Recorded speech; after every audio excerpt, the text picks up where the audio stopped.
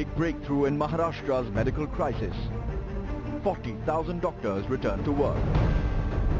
The government cracks the whip. The chief minister says enough is enough. मेरा बच्चा 2-3 दिन से परेशान, मैं कल न्यूज में सुना कि वर्क खुला हुआ है तो मैं बच्चे को लेके यहाँ आया. आप बताओ, अभी कोई एजेंसी में लेके गया तो बोला पर्ची नहीं है.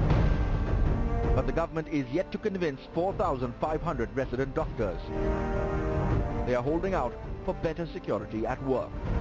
Desperate or heartless?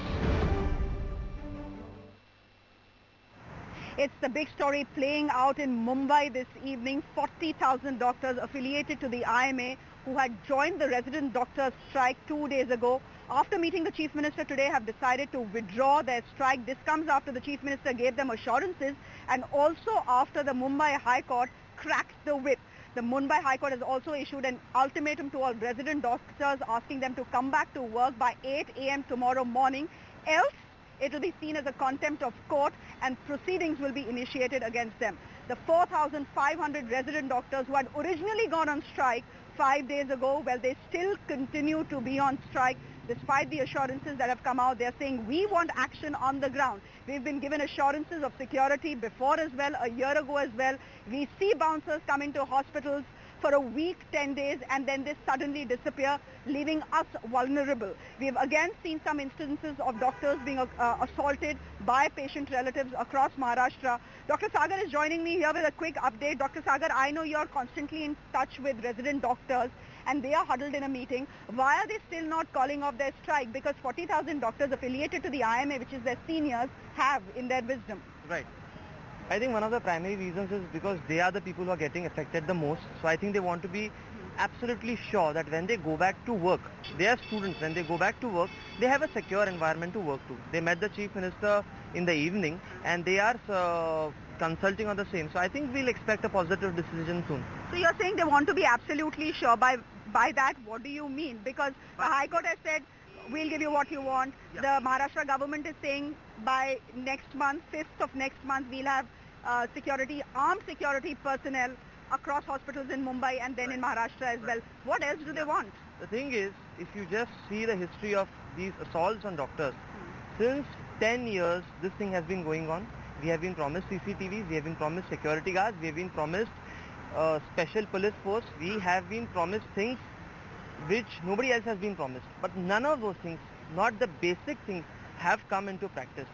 What the Honorable High Court, even the Mumbai Honorable High Court last year passed 3 separate orders throughout the year asking the government to take stringent measures to increase the security. These are High Court orders. They had asked that the number of relatives that are entering the hospital with the patient should be restricted to 2. This is June 2016. These are Mumbai High Court orders, but the government chose to ignore them. Again, there was an order in September 2016 asking the government to deploy more security guards. Again, that was... So you're saying the government should be held in contempt of court for not doing what they are saying. Quick question to you. What about the Hippocratic Oath? The fact is that every day, and today as well, I've been reporting outside Nayar Hospital, thousands of inpatients are turned away. What happens to them? All of you have taken the Hippocratic Oath. There are two things in this. First is the OPDs are not working. Apart from that, the wards and the emergencies, all of that, the other senior doctors, the other doctors like us, we are taking care of all of that. Second thing is, since you mentioned the Hippocrates Oath, the first sentence in the Hippocrates Oath is do no harm. That is what we doctors say to the patient. But today it is happening that we have to go and tell the patient's relative, do no harm to us. How sane is that? What level have we reached that we are having to tell patients' relatives, the patient that we are trying to say, please do no harm to us? I think there needs to be a lot of introspection done on that. Last question to you.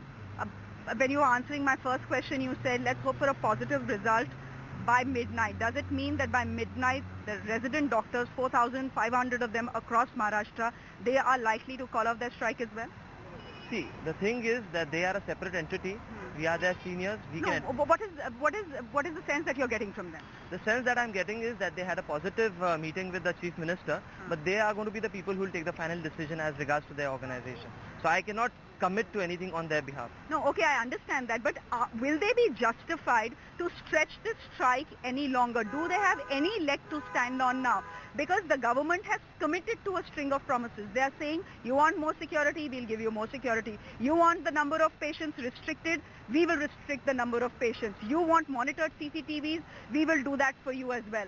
I mean, what else can the government do? They cannot produce security guards They cannot overnight, produce, right? produce security guards. All they're doing is asking for time, and I'm just playing the devil's advocate here. No, I totally understand, but they have played this card at least 10 different times over the last 10 years, and that is why, that is the basic reason for such non-belief in what they are promising. I think there was a positive talk that happened today evening, and what you're proposing, I think we'll see it sooner than later. To all our viewers who are watching us and who are watching this strike, play out in Maharashtra, yes, 40,000 IMA doctors have called this strike off, but it's still partially on. If the resident doctors are still on strike, it means the strike is still on. Just explain to our viewers what exactly a doctor goes through, because in this entire piece, you have been painted as villains who don't care about what the patient suffers, as long as you can go on strike and get your demands met. I think that is totally untrue. Had this strike been for anything else apart from a basic right to practice safely, when I'm trying to treat my patient, if the constant threat is looming over my head, if something happens to this patient, I'll be hit. I'll just give you an example how severe this has got. Over the last 7 days, 2 examples, there have been 10 cases of assaults. One of them, the doctor lost his eye. He's blind, permanently blind. The second thing is, the other doctor that was assaulted in St. just 3 days back, he already suffers from polio. So you're hitting a doctor who's already disabled. Now, what do you have to say to that? So basically, my very kind request to everybody is that we are asking only for basic security so that we can serve you well. That is our profession, and we want to do it well. So please help us in doing it well. If the doctor, while treating emergencies or while treating his patients, constantly has at the back of his mind, okay, if something goes wrong, I might not end up alive, he is not going to give his best. We are talking of the short-term consequences of the strike. Just think of the long-term consequences on the psyche of the doctor and the minor mistakes that he'll commit in the long term, which will lead to deaths of the patient. What about the fact that there are numbers being touted about the number of patients who have died in the last 5 days that all of you have been on strike? I think there is something called as media sensationalism. It is a very classic example of that. Whenever a patient dies, it is an unfortunate event. But the hospitals that we are talking of are tertiary care centers. That is, patients who are very critically ill are brought there. KEM Hospital, Nair Hospital, JJ Hospital, all of them. So irrespective of strike or not, however unfortunate it may be, every day, because these are tertiary care centers, a certain number of patients unfortunately lose their lives. All the emergencies have been working. In fact, the emergencies which were earlier managed by junior doctors, now because they are not working, is being managed by senior, more experienced doctors. So blaming those deaths on the strike, I think, is the absurdest thing that the certain section of media is doing. Okay, and I hope that strike, the strike that continues, the resident doctors who continue to be on strike, I hope that strike gets over by midnight tonight. Dr. Sagar, thank you very much for joining us. That was Dr. Sagar joining us, giving us a quick update on the doctor strike in Maharashtra. 40,000 of them will be back at work tomorrow, but 4,500 doctors, these are resident doctors who had originally started the strike, 5 days ago, well, they still remain off work. Will they be in contempt of court if they don't join work by tomorrow morning, 8 a.m. is the question. My feeling is I think they'll be back at work. Arunday, it's over to you. All right, thanks very much, Shreya. And this is after that.